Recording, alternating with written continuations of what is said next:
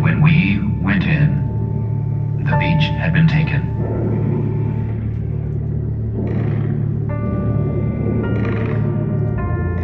The living fought on.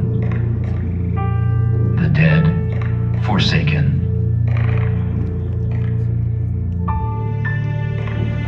We were dropped in the water up to our shoulders.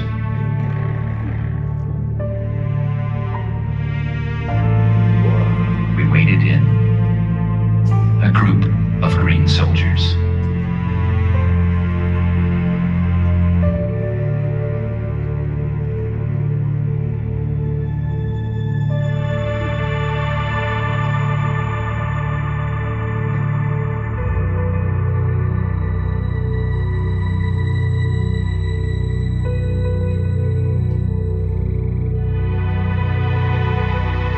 English countryside is beautiful beyond all expectations. I can readily see why the inhabitants love it so. The grass is the most beautiful green I have ever seen. The fog and mist, which so many people detest, only seems to add romance to the place.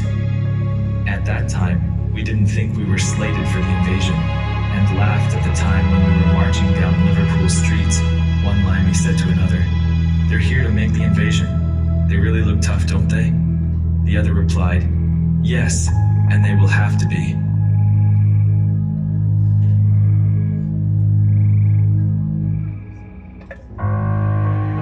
After settling down for several weeks, many of us received passes to leave camp for a few days to see what London was like. At night, there were blackouts. I could hear planes overhead and see tracer bullets shooting through the sky. In addition, buzz bombs whistled through the night and air raid sirens blasted away. My thought was, how could these people survive under such conditions? Yet in pubs, men and women were drinking and singing and dancing as if nothing were happening.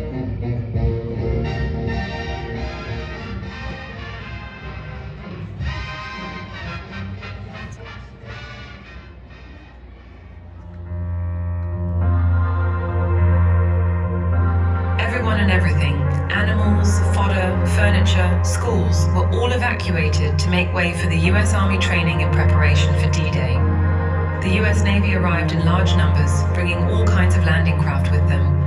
There was a gradual build-up of vessels in every creek and estuary in Devon and Cornwall, and by spring of 1944, our daily chart of vessels in the command was absolutely full.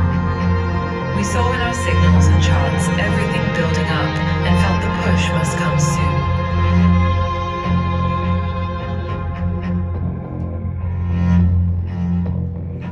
Life on the whole was pleasant.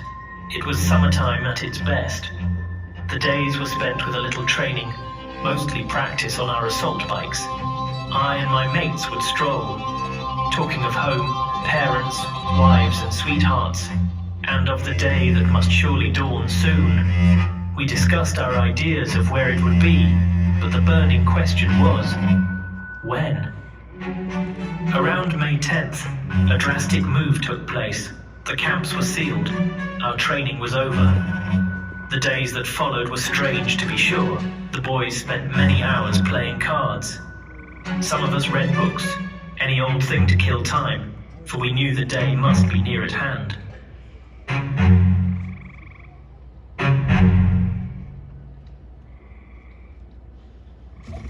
On to that thin strip of beach so many had tried to reach. They were the ones who went in first, among the machine gun fire and shell burst.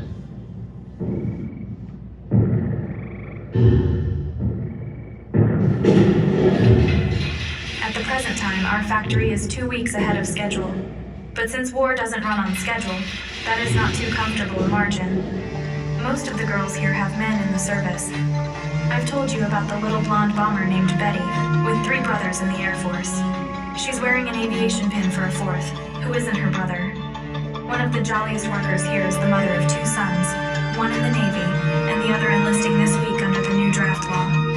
This is war, and we factory workers are lined up solidly to fight it, side by side with the soldiers and sailors and Marines and God's own Air Corps.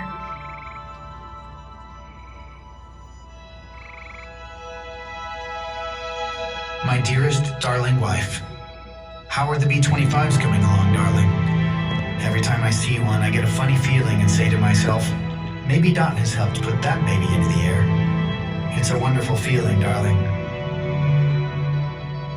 You're asking yourself questions, particularly at this time, which thousands of mothers and wives are asking themselves. Put those thoughts out of your mind, darling, because I'm in good health and feel like a million. I'm not taking anything for granted, because I know it's only human nature to do so. You're with me constantly, darling, because we are inseparable in mind and spirit, even if in reality we are 7,000 miles apart.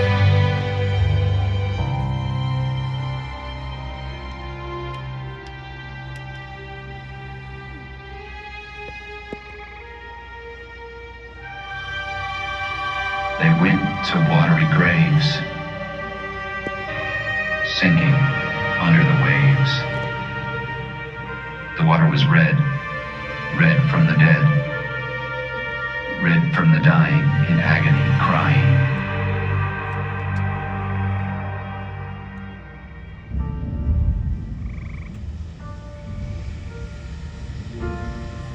We lay there talking and joking with each other, wondering what combat would really be like, when we heard the captain ask Speedy to play San Antonio Rose on his guitar.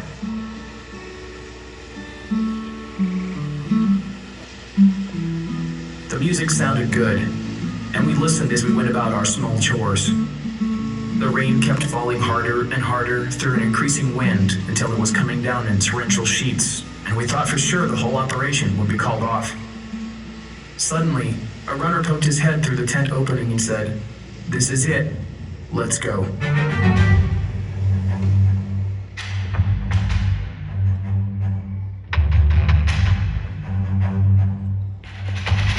All those years of planning and preparation were ended. The vast machinery of invasion had started to move, inevitably and relentlessly. It was exhilarating, glorious, and heartbreaking. As we sailed out so proudly and impudently between the assembled ships, the crews and troops began to cheer. Faintly across the water it came, until gradually it was taken up by ship after ship, and the whole vast gathering rang with it. I am told even the Admiral threw his hat in the air.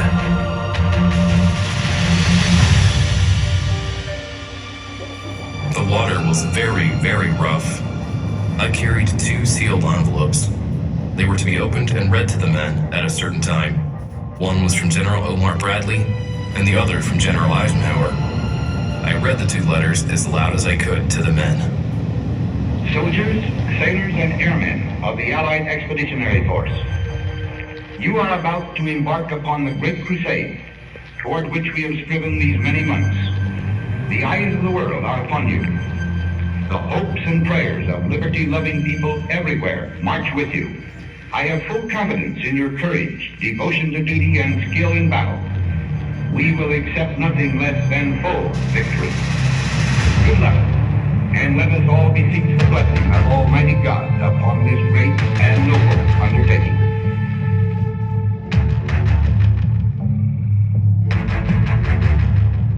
I remember seeing the looks on the faces of the young men. Most of them were 18, 19 years old. We kidded in life like soldiers do. But all at once, it got completely silent, and young men looked like old men. Everybody was issued 2 pewter bags, and we couldn't figure out what they were for. But it didn't take long. The first person to get sick was the coxswain. He was heaving his guts out. We were all thinking, God, I'd just as soon be dead.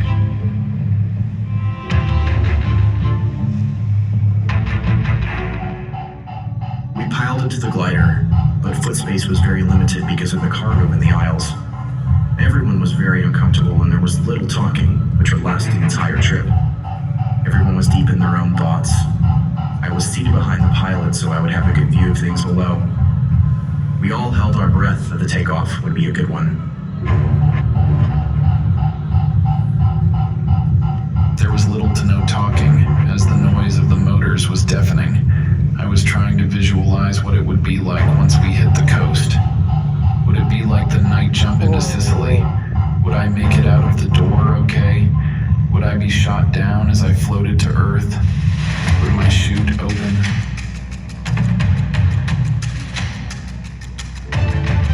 One squadron of heavy bombers had been ordered at the last moment to bomb a heavy artillery emplacement that commanded Omaha Beach.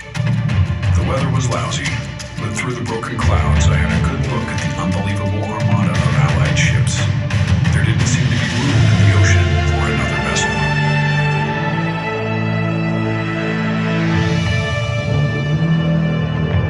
I know the thoughts that kept coming through my head. Would there be a lot of bloodshed? Would I get hit? Would we be torpedoed? In my youth, I'd seen a lot of movies about people facing warfare, and flashes of how they'd reacted kept coming into my mind. I tried to get as close as I could to the men of my own crew and talk to them about home, about doing a good job when the chips were down.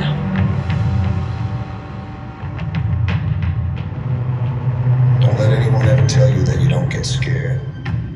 I remember getting down on my knees on that small deck behind the coxswain and praying to God to get us out of this mess. I have a few little odds and ends to do before I go over the side, so I guess I will be off now to see history made and the biggest show of any war yet of its type. When I come back, I will have a lot to write about. As to coming back, there is no doubt in my mind, but that I will.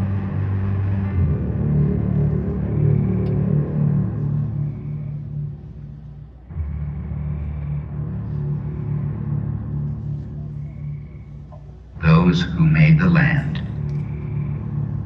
were unable to stand. They fell on the sand, writhing in pain, screaming for help in vain.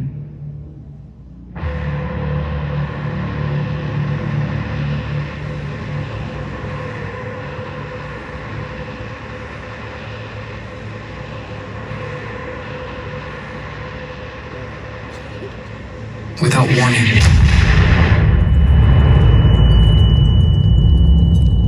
a blast shook our craft from stem to stern, and a sheet of flame shot some 30 or 40 feet in the air directly forward of the conning tower. As if the explosion were a prearranged signal, the Jerrys opened up with everything: 88s, mortars, machine guns. Terror seized me as I gazed horrified at the burned and bleeding frantically rushing and stumbling past me, trying to get away from the blinding fire and smoke. I was mesmerized by the scene around me. Every color of the rainbow was flashing through the sky. Bundles attached to chutes that did not fully open hurled past me, along with helmets that had been ripped off. Some of the jumpers floated down with a pendulum-like motion, while others, whose planes were flying so low, had their chutes opening in the trees. Off to my right, I could see a plane burning. Below me, figures were running in all directions. I thought, Christ, I'm going to land right in the middle of a bunch of Germans. As we approached the beach, the ramp was lowered. Mortar and artillery shells exploded on land and in the water. Unseen snipers concealed in the cliffs were shooting down at individuals, causing screams from those being hit. The water was turning red from the blood. The noise was deafening. The smell of cordite was something that would forever become fixed in my mind, always associating it with death and destruction. The ground was vibrating, just shaking something awful. You couldn't hear anything, just the big guns and mortars and small arms fire. What I remember was pure D-hell. The smell of the bodies and the gunpowder is something I will never get out of my nose. There were guys falling all around me hollering, and there was no one to help them. I didn't think I'd live through it myself. My ears were ringing. I noticed I was bleeding. bleeding, so I rubbed my head. It was blood, but it wasn't mine. It seemed like the earth was crumbling beneath us.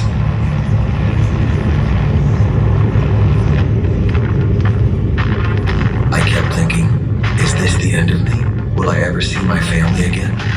God, give me strength to go on and see this day through. Somehow I made it to the seawall, where we blew up the barbed wire with Bangalore torpedoes. We then proceeded up the bill, where my company commander, Captain Williams, was hit right in front of me by a grenade. We were steadily losing men, and we really didn't have any organization. Everybody was just going forward, with every man for himself. After what seemed like several hours, our unit had cleared a path through the minefields and reached the top of the bluffs above the beach area. In looking back, unless you were there, you could not imagine the destruction of boats, vehicles, equipment, and the bodies of the dead and wounded.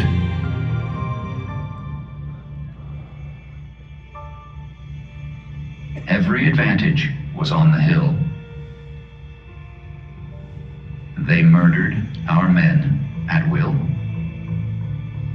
The rain of death from the cliffs never stopped. But we just kept coming in from the sea, wave after wave, as far as you could see.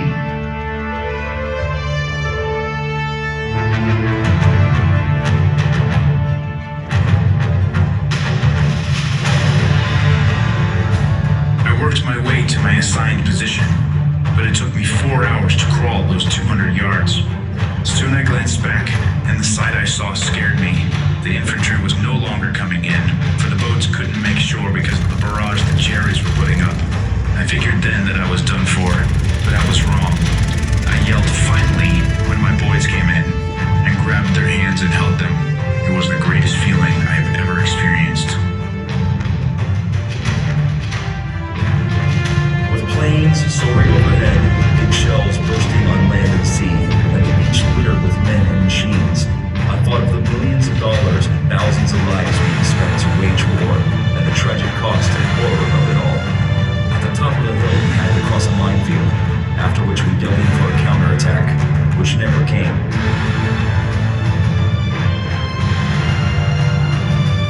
I was the first tank coming ashore, and the Germans started opening up with machine gun bullets. But when they saw that we were Shermans, it was quite amazing. I still remember very vividly some of the machine gunners standing up in their posts, looking at us with their mouths wide open. To see tanks coming out of the water shook them rigid.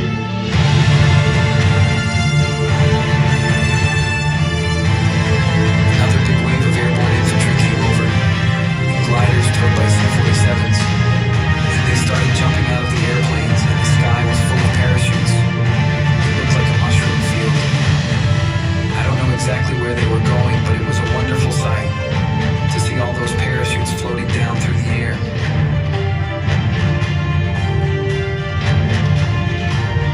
Shells were falling everywhere. There was one old French gentleman there. He kept dancing and clapping his hands and saying, "Vive la France, vive de Gaulle, vive l'Américain." He was so happy because at last it had happened. The invasion was on its way.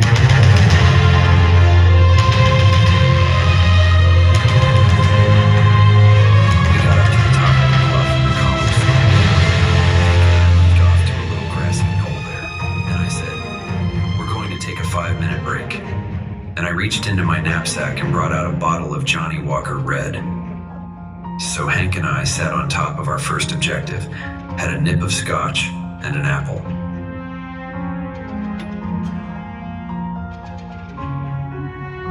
After the hill was secured, we set up a perimeter defense, and by morning light on June 7th, had beat off 4 counterattacks. We had started with 30 men for this particular mission. 6 were left. I said a silent prayer and slept.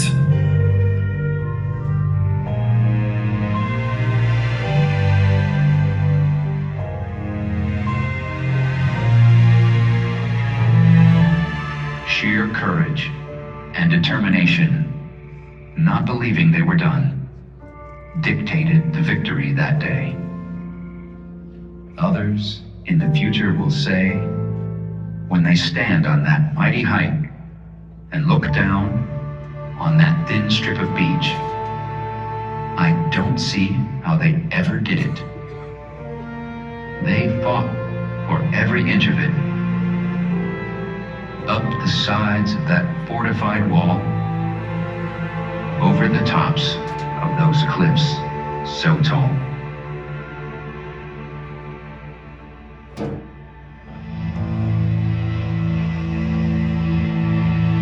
The pure fear of the first day in the killing field is like emptying oneself, a complete training. There is something forlorn about it. Your soul is switched to kill.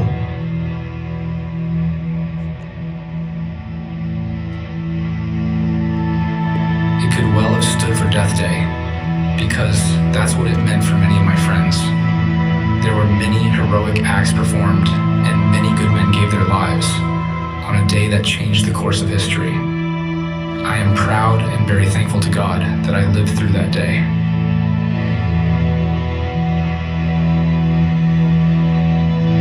I was in truth cold, frightened, confused, terribly tired and hungry.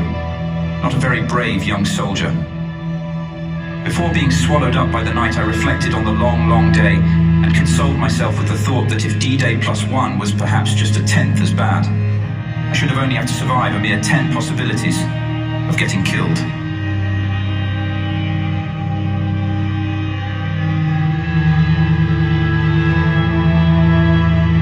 My C-47 landed on Omaha Beach. The engines were revving as litters were pushed through the door, and we were back in the air before several of the litters were properly hung up. The boys I brought back to England were injured horribly, but not one of them on any of my flights died en route. Other nurses were not so fortunate.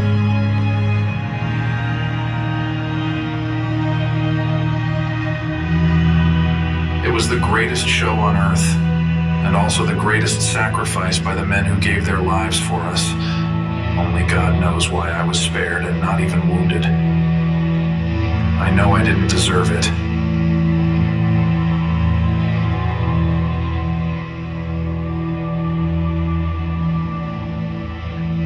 I'll never forget that beach. I'll never forget the men in the ships, in the air, and on the land, and those who died on the sand and in the water.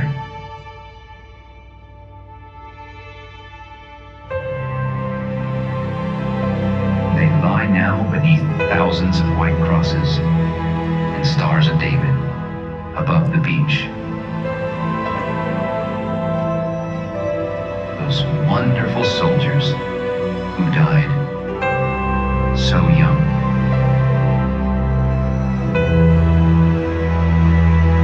They died so we could be free.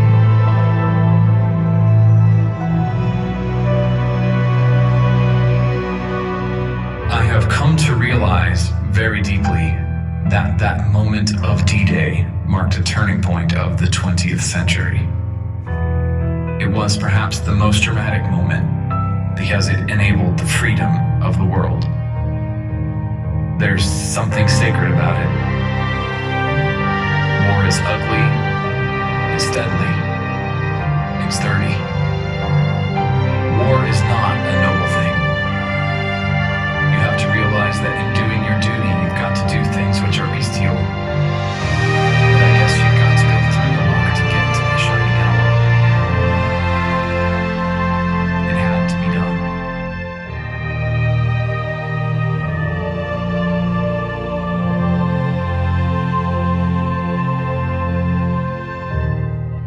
How can we ever forget what they did? We honor them this day.